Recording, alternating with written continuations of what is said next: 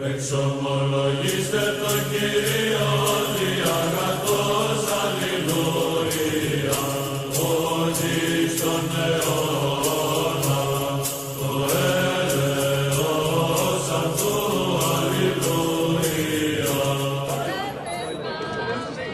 I'm guessing it's like some... Hello there, I'm just looking... Is that your sign? Yeah. What does Differe mean? What is it? Wahari, it's a way of understanding. So outside the full madhab. It's yeah. Is it still considered within Sunni Islam?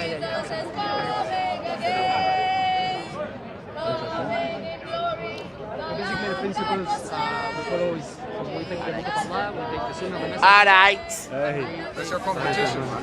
it's not a competition. He was chatting shit about you earlier. I'm joking. Okay, so would you reject Ijtihad? I'm learning from him. I'm learning from him. So my understanding I'm is learning Oh, from you're him. learning from him. Well, he's the main man. He's the star, huh? He's got more experience. He's the sheikh. More He's experience. the cameraman sheikh. Yeah, Well, it's not exactly like that, but I don't think that. You can go to the scholar, and the scholar has to provide a proof from the book of the Sunnah. If not, Yeah. we reject that. Okay. Okay. All right then. So you accept consensus though, Ijma. Yeah, So the Ijma of the Sahaba, just the Sahaba. Yeah, yeah. And Tabi'il or Tabi'un as well. Those guys as well. The next generations. No, I don't accept the consensus because I don't believe it's possible to actually provide consensus. Consensus is the saying of each and every single one. If one disagrees, I don't consider that consensus. Oh. So for the Tabi'un, Yeah. they spread too much on the land. Right. So I don't believe it's possible to say, oh, they agreed on something. But that makes sense. Someone- That makes sense because when I was looking into this sort of stuff, I saw that the Sahaba, if you include the 3 generations, that actually covers a lot of time, right? Like a long Yeah. period. So there are some though that seem to date from that period who went astray. So there are some who, I don't know, Qadariya and Jama, Yeah. and all these different things. So as a Muslim, is it fair to say that you don't accept everything the Sahaba say, only the consensus of the Sahaba, or the consensus of the first generation? The consensus of Sahaba is those that Oh, met the sorry, Prophet yeah, my while bad. being Yeah, Muslims yeah. and died being Muslims. This is what's considered Sahaba. Met the Prophet while being Muslim and died as Muslim. Ah, okay. The people that met them, like Hassan al-Basri and so on, they are not Sahaba. And Right. their consensus, I don't believe it's proof. If the Sahaba differ on something, to claim that they arrived to a consensus that oppose that, I don't believe it's possible. So with the There's too much. Okay, I mean that makes sense. I think that's a fair way of doing things.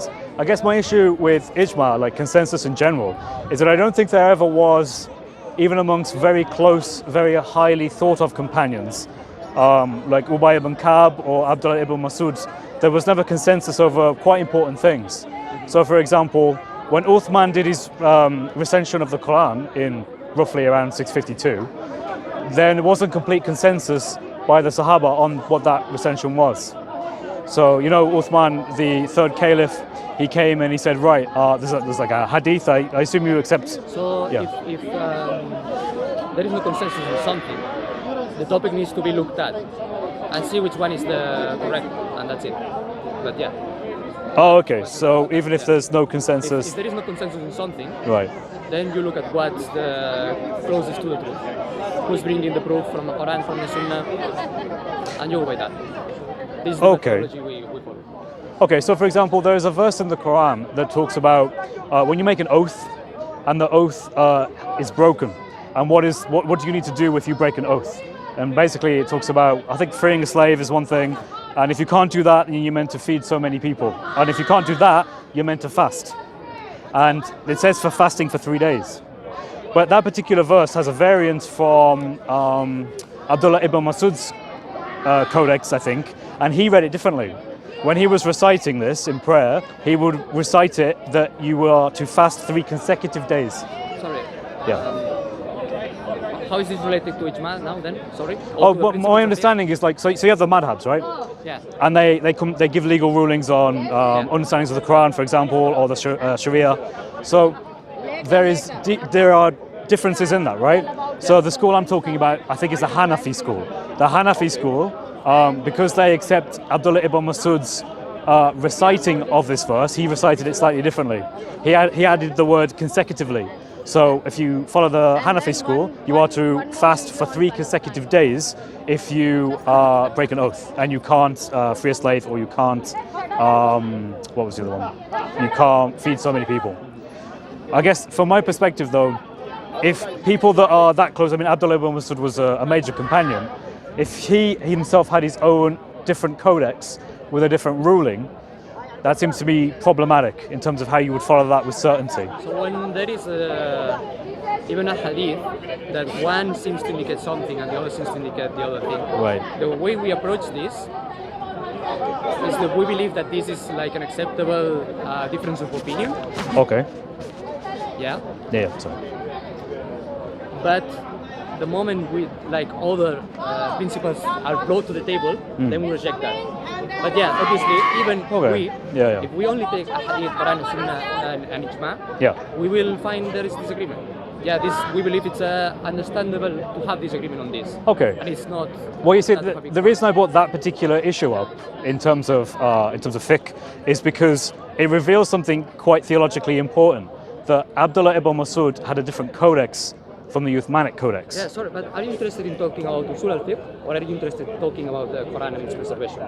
Well, because I guess trying to lead things to a type of conversation that, as you can see, I'm here to talk about. So you disagree with? If you want to talk about usul, I'm happy. But if not, I had the conversation too many times about. Well, I think we preserve or not and these things. We might be agreeing in a sense, because I think one of the problems with the 4 madhabs is that at least one of the madhabs affirms a slightly different variant in a verse of the Quran than the other madhabs, because they follow a recitation from Abdullah ibn Masud. So that to me seems like an irreconcilable issue with the 4 madhabs, or at least the Hanafi and the others. Does that make sense? Not quite, but I think okay. Okay, fair. All right. Okay. Yeah. Do you think it's okay to have different variants in the Quran? Well, I think it's. I don't understand how this is related to principles of fiqh. So. Oh, because it directly impacts how we you. have different recitations. Yeah, and they're all valid. Is that your view? Yeah. Even if they change the ruling. Well, what do you mean they change the ruling? So Abdullah ibn Masud, he says you have to fast 3 consecutive days, and the other schools say no, you can fast one day and then. Point me out what's the recitation? Yeah, let me see if I can find it for you. Yeah, I think it's in Surah Al-Baqarah.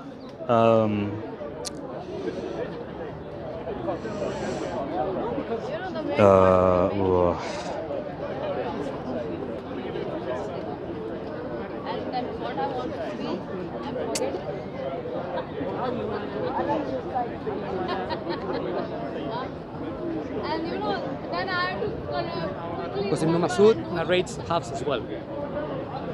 Yeah, Hafs. That's a narrator. Yeah. It's the main one that we used today. Hafs and Asim. Right, but hang on, I'm gonna have to try and Google this. I have all day for Muhammad, don't worry. Quran verse breaking. And what's interesting is the Tafsir Ibn Kathir actually mentions this, how the Hanafi school follow a different interpretation of the verse, because Abdullah ibn Masud, there's plenty of hadith as well where people come with different understanding of it. Sometimes even the same hadith is understood in different ways, like the one abandoning prayer. Some people reach the conclusion the person is a disbeliever. Some people say it's not. I think I found it. I think it's Surah Al-Ma'idah, ayah 89. Which Surah 5? no, which reading? Well, this is Hafs.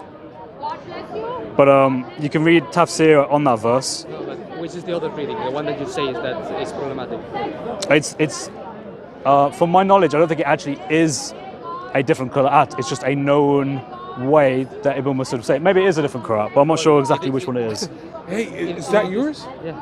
What does it say? Tell me. Yeah, I'd rather have the conversation. No, just tell me. I'll try and find this verse so you can speak to Really, it for a sec. one second. Really, I had the conversation too many times. Okay. On on preservation of Quran and these things, and I'm just not interested in having it. So can I just show you this? Just really interesting. So this is Tafsir Ibn Kathir on Surah Al-Ma'idah ayah 89. But whoever cannot afford that, then he should fast for 3 days. Ubay ibn Ka'b and Abdullah ibn Masud and his students read this ayah as follows. Then he should fast 3 consecutive days. Even if this statement was not narrated to us as part of the Quran through a mutawatir narration, it should still be an explanation of the Quran by the companions that this ruling has been related from the Prophet. So actually, I don't think it is a qira'at. I don't think it is a reading. It's a known that Abdullah ibn Masud and Ubay ibn Ka'b said this. Yeah, you want to take a picture of this? No. Even if the statement was not narrated to us as part of the Quran, okay, so this is not a reading on the Quran, yeah? Okay, this is what you're saying? Right, Abdullah ibn Masud used to say it this way. Wait. Yeah. You're saying that Abdullah ibn Masud understood it this way. Well, he would recite it this way. It's saying it's not part of the Quran. It's saying it's not mutawatir. So in other words, we can't affirm that this word was in it because as far as we're aware, it's only Ubay ibn Ka'b and Abdullah ibn Masud who are saying this word. It would still be an explanation of the Quran by the companions. Okay. It has the ruling of being related from the Prophet. So what he's saying is this is the explanation of the Quran by the companions. Yeah. Well, I think he's wait. What he's saying is this is proof. Okay, because there's ulama, they say that the saying of the companions on some topics must come from the Prophet because it's impossible they knew about this without coming from the Prophet. Right, but that's problematic though because it's a different ruling. I reject that. This is the matter. I reject the opinion of a single Sahaba. I only take the consensus of them. So now you bring in the opinion of a single Sahaba, that's no proof. Well, so it's 2, right? So Ubay ibn Ka'b and Abdullah ibn Masud. But there can be 10. If it's not ijma, there's no proof for me. But do you not accept the weight of those 2, given that Muhammad in Sahih Hadith says they are of the 4 best reciters of the Quran? No problem with that. Okay. I don't accept the saying of any Sahaba that is by himself or that does not reach the level of ijma as proof. Yeah, they are not proof. They are fallible. They may make mistakes. There were munafiqun between the Sahaba. They may have taken from the munafiqun. I don't know. Even the mursal from Sahaba, that more like a lot of ulama take, I don't take the mursal from Sahaba because I cannot guarantee that this is connected to the Prophet. You don't take. Say that again. Sorry. You don't take the mursal, the hadith that's disconnected from the Sahaba. Yeah. I don't take it. Like what hadith? By definition, it's not authentic, so I don't take it. Wait. Which ones? Which hadith? Sorry. Like which? The ones that are not connected to the Prophet from the Sahaba, mursal. Right. This is a category. Are you talking about like hadith that doesn't have a complete chain that doesn't go back? Okay. Yeah. Well, this is tafsir like from Ibn Kathir, so it was known among scholars that this is the case. Doesn't matter. Ibn Abbas, Ibn Masud, whatever it is, if they tafsir, they bring something with proof, I take it. If not, I don't believe it's proof by itself. I respect them, I love them, but they themselves are not proof. Okay, well I think even scholars would accept that there were differences in these different codices. Yeah, there were differences. Well, I mean, the issue with this particular difference is that it's a difference in Sharia, because it's either like every other difference. Right. Like, this is the issue. Well, you see, this isn't like they say you have to pray witr because the Prophet they say you have to you pray witr, and it's a command, and the command by default is obligation. Right. Then we bring the other hadith. That's it. Yeah, there's a difference. Sure. In this instance, though, it's a difference in the Quran that is not a qira'at reading. So that's why. Saying that. Well, it says all the qira'at. I think what that's saying is Ibn Masud is saying this, and the saying of Sahaba cannot come from nothing, so he took it from the Prophet. So it's valid for the Hanafi school. So they believe this is valid. Okay. I don't believe this is a valid proof. But it's he's saying it's not mutawatir. It's not every verse of the Quran mutawatir. I thought every verse of the Quran was mutawatir. Is that correct? I think you're not understanding what you're reading there, or you have some kind of disconnection here. Okay, all right then, all right. So, I don't believe, I think what he's saying is the opinion of Sahaba and the Tafsir is proof. And I don't believe the opinion of Sahaba and Tafsir without a reason of revelation. Like sometimes they say, oh, the reason of revelation was this and that, then I believe this is proof. This tafsir of Sahaba, I believe it's proof, because he's bringing a hadith to prove that the reason of because it gives you a reason for the recitation. If not, if you say, oh, this means this and that, they may be right, they may be mistaken. Okay, so that's real context. Majority of time, as Ibn Masud, Ibn Abbas, they are great Sahaba. Majority of time, they will be more correct than others. but that does not mean 100% of time. So I cannot take that as a proof. This is one of the difference we have with the other madahib, that we don't take this as proof. Okay. Yeah. So that's maybe this conversation will happen with someone from any of the madahib, and you can argue on this because they will take that as proof, and then you can see where you go from there. But for me, I'm not the right guy because I reject this as a proof. Sure. And you're drinking like the scholars of that. That's fine then. We'll leave it at that. Okay. You alright? Cool. Cool. Nice to talk to you. Nice. Take care. My name's Chris, by the way. Nice to meet you. Nice to meet you. God with us. And that is what Jesus Christ. Almighty God. And his kingdom will be an everlasting. And you say, Judaism, they always say that Islam is similar to Judaism. JC, I'm doing the debate. Dear friends, Sorry, comes. dear friends, Oh, now, yeah. what Islam has done? Hamas, What is that, man? Hamas has raped, killed, beheaded Jewish people. Is that your religion same as For my son, it's going to be too bright. That's all. Islam is the Should we go over there? Here. It's pointing this way. Right. Just set that up so it's... Hamas, who are the Hamas?